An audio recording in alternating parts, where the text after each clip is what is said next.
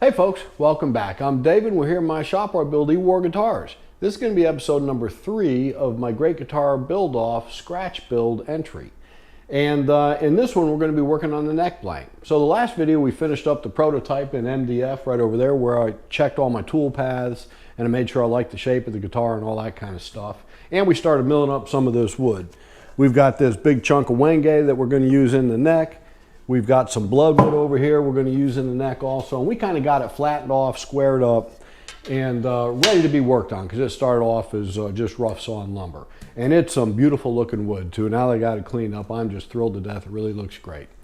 Anyway, in this video, we're going to be working on the neck blank. So this is not just a one solid piece of wood for the neck blank. This is actually going to be a 5-piece neck. And if you include the veneers going in there, it could be a 10-piece neck, but we'll call it a 5-piece neck for this. And what I'm going to do is I want to run stripes. I'm going to have 3 stripes going up the middle of this thing. 2 of them are going to be in this bloodwood, and one of them, the center one's going to be in the wenge. A piece of the wenge cut out of this is going to go in the center. So in the end, it's going to basically look like 2 red stripes going up the middle of this thing. And I think it's going to look really cool. And the little twist I like to do on them is I like to taper my stripes at the same width that the same taper that the neck has. I think that looks really cool. I know I didn't invent it or anything. I've seen it done before, but I think it looks really cool. There's a lot of extra work, but to me, it's really worth it. And in this video, we're gonna go ahead and dig in and get going with that and see if we can't get these parts milled up and glued together. So in this video, we're gonna go ahead and mill up all these pieces. We've got to get a taper cut on all 5 of these pieces, and they have to be just right so everything looks nice and straight. And it tapers properly with the taper of the neck. And so that's what we're going to work on in this video. Now I've, in times past, probably over a year ago now, I went ahead and made up this little sample thing I have here. I just used some of that green tape and I put it on this piece of wood where I could kind of measure everything and figure out how to do the tapers and figure out what each side, figure out what the difference is from this end to this end as far as the taper goes. And so I use that in this, but as you can see, that's just a short neck. This is a regular set neck. And the one in this guitar is going to be a neck through design. So though it's following basically the same taper, of course, things change and things get different. And I tweak it a little bit each time too. So what I had to do is I've been doing a little calculating here, and I've been figuring out how wide all 3 stripes together are going to be at the bottom, and how wide all 3 stripes are going to be together at the top. And when I've determined that overall difference, I have to divide that by 3 because there's 3 of these stripes. And so that tells me how much each of those 3 stripes have to taper. And then I have to measure this with them all together as a completed piece and see what the difference is from end to end. And that'll help me determine the overall taper to put on the 2 outside pieces, because there's only 2 of those. Where there's 3 of the stripes, there's only 2 of the outside pieces, so that same amount has to be tapered, but only on 2 pieces as opposed to 3. That probably didn't make any sense whatsoever, but that's kind of was my mindset when I was doing it. So I made a jig to do this with, and let me move that camera over there and I'll show you the jig, and I'll kind of explain to you how I'm going to go about using it and how this is going to work out. Okay, so this is my little jig that I made up for doing these tapered. It's just basically a simple taper jig. I've got this flat piece of MDF base on the bottom, and I've got a little track on the back, a piece of maple on the back that it fits really nice in the T-track on the bandsaw. And as you can see, that blade is right up against this edge of the MDF when I'm cutting it. So that's basically when I set my board in here, I know it's going to cut right along that spot right there. And then on top, I've got the fence, which is adjustable by these 2 nuts right here. So I can loosen those and I can turn that on whatever taper I want. And then I can cut my piece and it works out really well. So whenever you're making a neck with multiple pieces, the smartest thing to do is to orient your grain in such a way that, in other words, if I'm going to cut this in 2, the best thing to do to help stabilize the wood is to reverse one of the 2 pieces before you glue it back together. Because you'll have this grain is pulling in one direction, this grain being the exact thing, only flipped over, is going to be pulling in the exact opposite direction, which is going to basically counteract, the stress is going to counteract each piece, and hopefully overall make this a stronger, more stable neck than if it was just one solid piece of wood. And the same thing will go with the stripes, not only the outside pieces of the neck, which is what this is, but the same idea with the stripes is, when I cut my stripes out of the piece of bloodwood, I cut the first one, flip it over, and then cut the second one. So when they go back together, they're actually, the grain in each piece is opposing the other one. So that should be true with this neck all the way through the whole thing. So what I'm going to do first is I'm going to use the double-sided or CA glue and tape trick to stick this guy on here. I'm going to center it up and going to stick it on there. Going to cut it the first time, which should cut right along that edge. Then I'm going to flip the piece over like so and put it back in like this, and having now the piece that is tapered off of this board will be up against the fence, and when I cut it, that should return me to back to being square on the opposite edge. I don't know if that made any sense. Maybe it'll make some sense when I'm doing it, but that is my plan at this point, and that's what we're going to get going doing.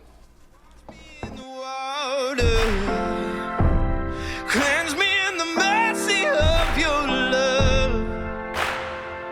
I need a heavenly touch, 'cause I'll be backsliding. I need a little guiding for my soul.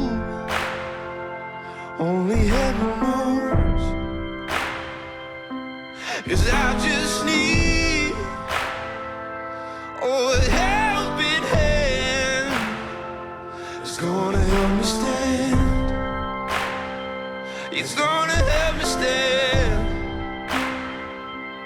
'Cause I just need a helping hand. It's gonna help me stand. It's gonna help me stand. So I've got this guy marked with an X right here, which is going to help me reorient this once I go to put it back on the jig and cut it again. But for now, I'm going to go ahead and plane this edge off to get out any variation. And although that is straight as an arrow cut, I'm going to go ahead and run it through the joiner, just to clean it up a bit. And I'm crying now, please, oh Lord, won't you bring me back home? Yeah, wash me in the water. Okay, so this is my cutoff piece I just joined up. I'm now going to flip it over like so, which is going to orient my grain exactly opposite of the other piece I cut. And I can tell because I got that X right there, and I made the X before. So anyway, so now when I mount it back up like this, it's going to cut, my cutoff piece is going to be, if I can feel it under here, it's going to be about 1 inch wide, which is what I'm going to use to make my center stripe. And this piece that I'm going to use will have the opposite taper of the other one. So we've reoriented the grain, which will make this neck a stronger overall neck and more stable. So anyway, I'm going to get some double-sided sticky tape on this thing and get cutting away again.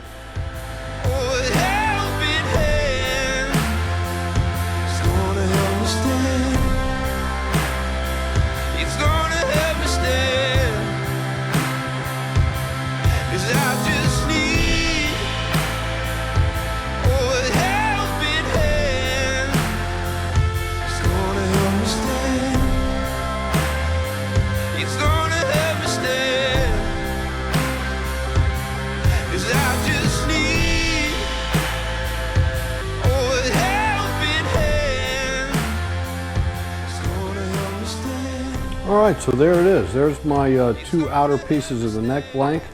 Obviously, they're tapered now, right? But once the stripes go in there, this will go back to being right about 4 inches square, 4 inches wide on the outside. And it fits beautifully together. And these are basically now, this face here is almost, I mean, it's not a figured piece of wood or anything, but I could see all the grains come together. This is basically a book-matched face here. And I'm gonna see if I can get that grain in there. If you can see the grain, how they're oriented, they are now each piece is the opposite grain pattern of the other one. So as one piece is pulling in one direction, theoretically the other piece will be pulling in the other direction, and thereby making it a more stable neck. So anyway, so that's that. I'm going to keep working on these stripes. We're going to cut those up now and keep going on it. Okay, so I think that is looking pretty good. I've got the two pieces of wenge cut up on the outside, and I've got my two center stripes cut out of the bloodwood too, and I did it exactly the same way I did the wenge. And now I still have to make my center stripe to go down the middle of this thing. And like I was saying before, I actually saved this piece of wenge. I cut that original piece off wide enough to leave me a piece to do that. But the more I look at this, I'm kind of thinking I'd like to see a piece of maple going up the middle. And I happen to have this guy right here. It's got a bit of a bad spot, but I think I may be able to cut that out in the end. So I'm going to go ahead and cut this guy for our center stripe. So I'll taper it just like the two pieces of bloodwood in here.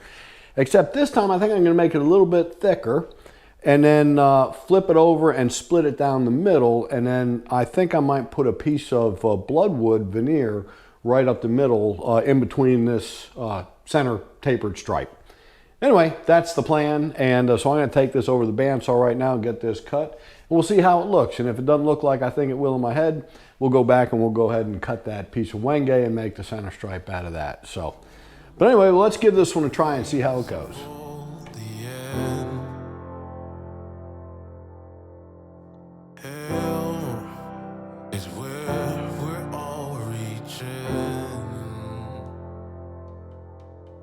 This clash is all of our ideals, asking answers to those who have no will. I think it's better to pray. Okay, so I think I'm happy with that color combination right there.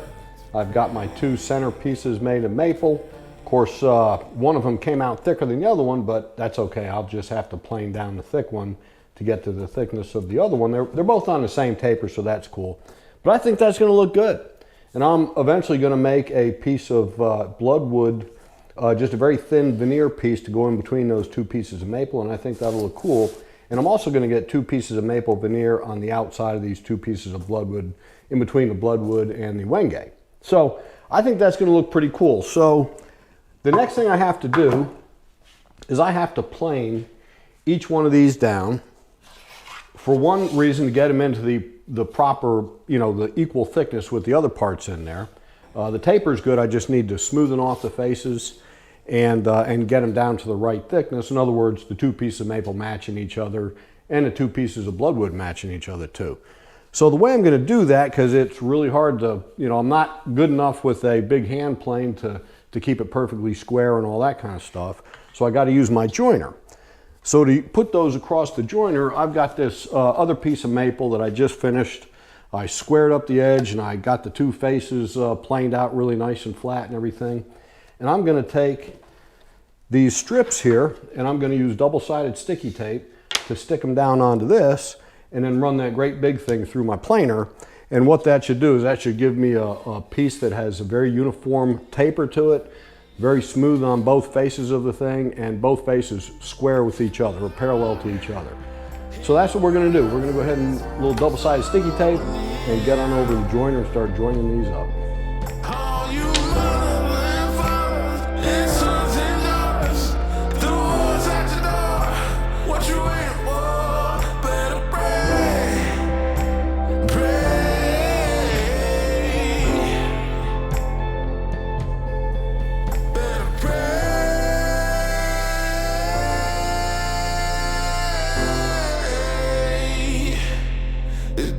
To pray, pray.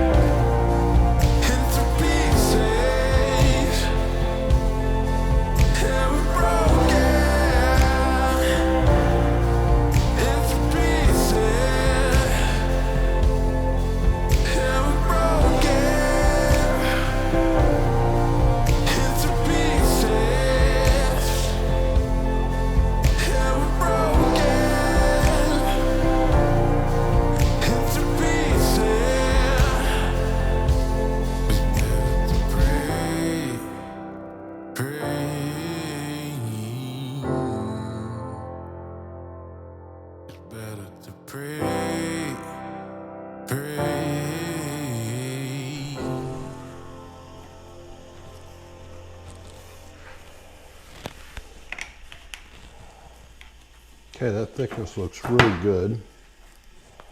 Let me get that joker peeled off of there and see how it looks.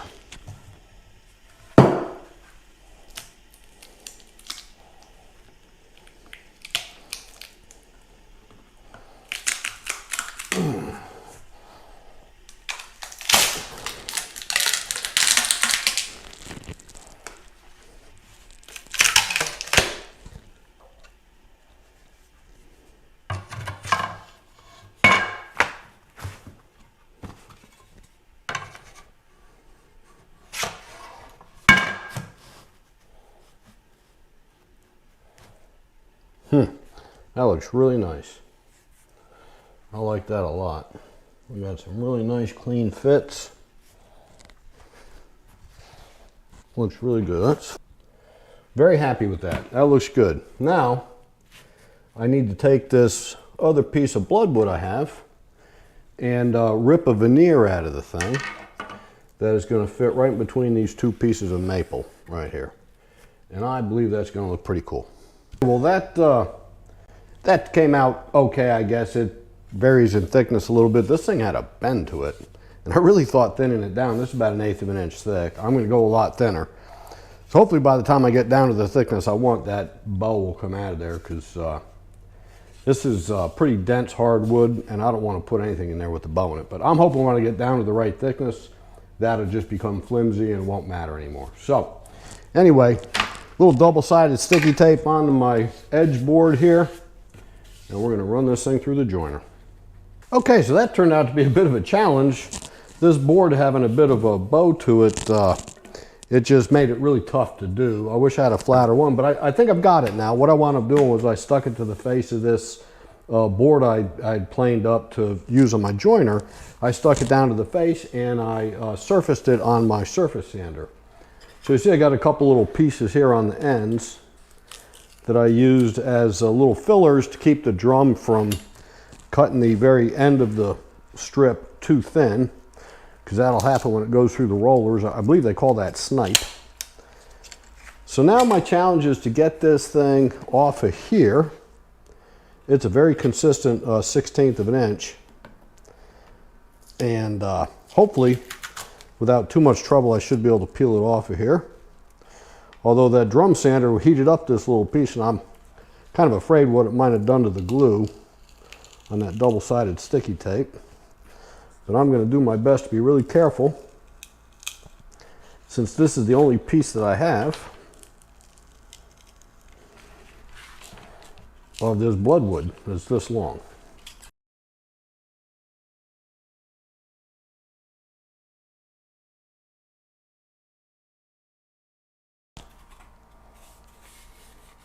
That looks pretty good. Well, let's see what this thing looks like in here.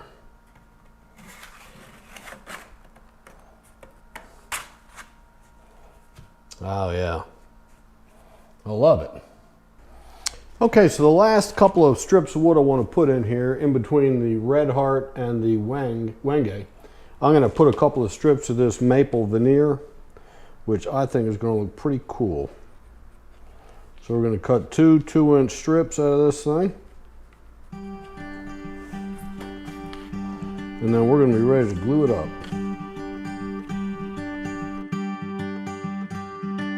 Teach my soul to sing your song, even when my eyes can't see, when I can't seem to carry on. I know your hand is guiding me. I know your hand is guiding me.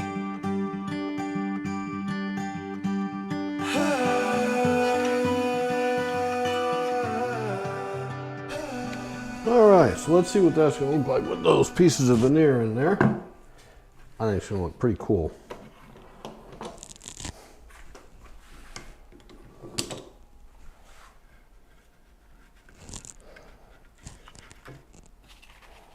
That one's going to slip down in there. And this one's going to slip over here.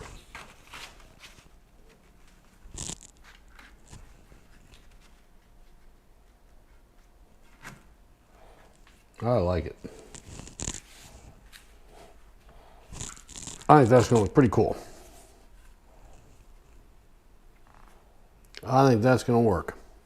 Now I want to drill in a couple of dowels, one in each end, way out here on the ends where it's going to get cut off. And that is going to be my indexing pins to help hold all this stuff together as I'm gluing it up.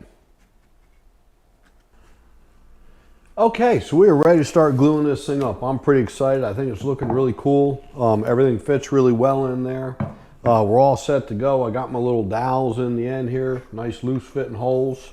Gonna put those aside. And I'm gonna set this aside right now and show you the glue I'm gonna use. So I've gotten to where I really like using this. It's called Ultra Cat. It's a PPR glue, which is a polymerized powdered resin glue. It's super strong. See, it comes in it's a powdered form. You mix it with water and it dries super, super hard. And it's just really nice glue. And I also like to glue on top of a piece of granite I have here, which is very flat. And that's going to help me to keep this thing all laying really flat as I glue it up. So anyway, for now, I looked up the instructions again about mixing this glue. I'm going to mix 1 cup of glue and put in it 2.6 ounces of water. And that should get us started. Oh, and I'm going to mix it also with a little mixing paddle. So there's a 1/2 cup. Now, this is probably way more glue than I need, but I sure don't want to get started and not having mixed enough and have to stop in the middle of the thing and mix up some more glue, because that would not work well at all. So I'm going to mix up a whole bunch to be absolutely sure I've got enough. So in the storm I will have peace. So come the storm I'll still believe.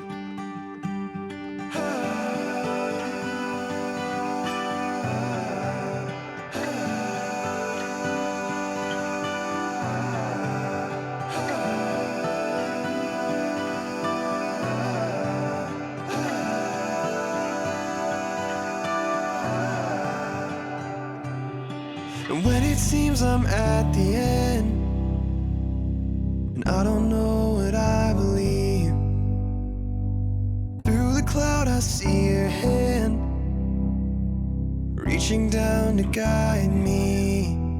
You're always reaching down to guide me, 'cause I am yours and I am free.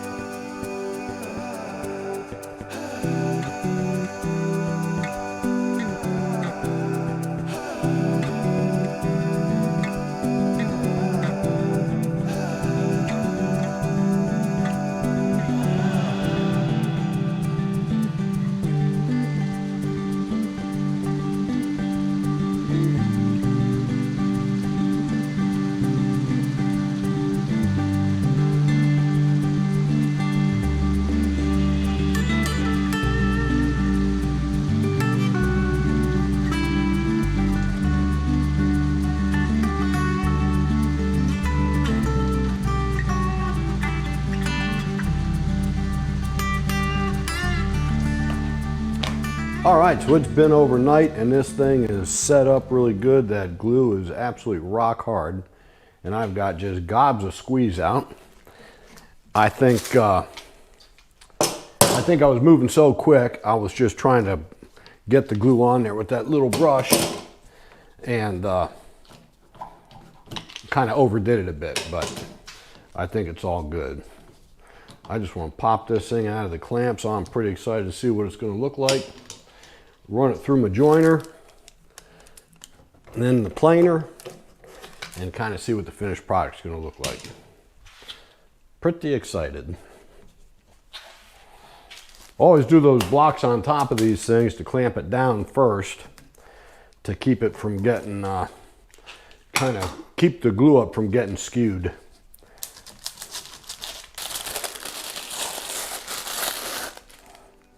Boy, do I got a lot of extra glue on there.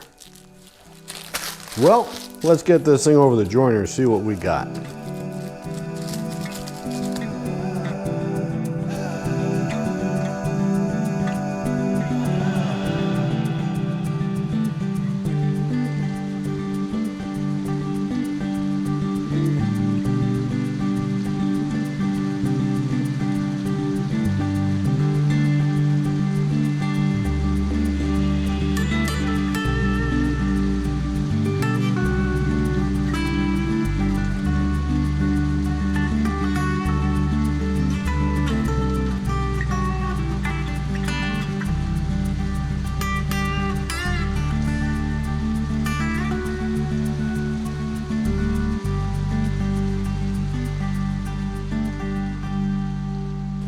All right, y'all, there it is.